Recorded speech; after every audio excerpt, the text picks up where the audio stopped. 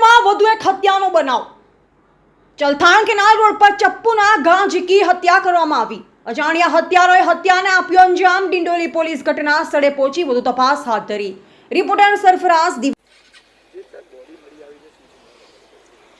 સુરત શહેરના Dindoli police station વિસ્તારમાં મધુરમ સર્કલથી કડોદરા જતા કેનાલ રોડ ઉપર એક ડેડ બોડી મળી આવી છે। અત્યારે ડેડ બોડી ઉપર કેટલાક ઘાના નિશાનો પણ છે। એના માટે અમે તત્કાલ આ બોડી પીએમ માટે મોકલી દીધેલ છે। આ જે ડેડ બોડી છે એને આઈડેન્ટિફિકેશન કરવાની અત્યારે પ્રક્રિયા જારી છે। અમે તપાસ કરી રહ્યા છીએ કે આમાં આ વ્યક્તિ કોણ છે પહેલાં, અને ભોગ બનનાર વ્યક્તિ અને એને સંલગ્ન કોઈ વ્યક્તિ મળી આવે તો એની તપાસ અત્યારે ચાલુ છે।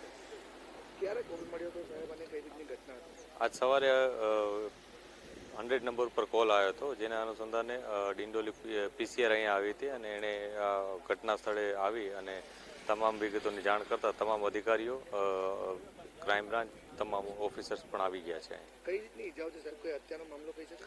પ્રાથમિક દ્રષ્ટિએ કેટલીક ઈજાઓ જણાય છે કે જેના ગળા ઉપર અને હડપચી ઉપર ને એના ઉપર કોઈ તીક્ષ્ણ હથિયારથી અથવા એવા કોઈ હથિયારથી ઘા કરેલું હોય અને બ્લડ ખૂબ વહી ગયેલું હોય એવું અત્યારે જણાય છે। તે છતાં એકવાર પીએમ રિપોર્ટ અને જે મેડિકલ એવિડન્સીસ આવશે એના ઉપર અમે આગળની કાર્યવાહી કરીશું।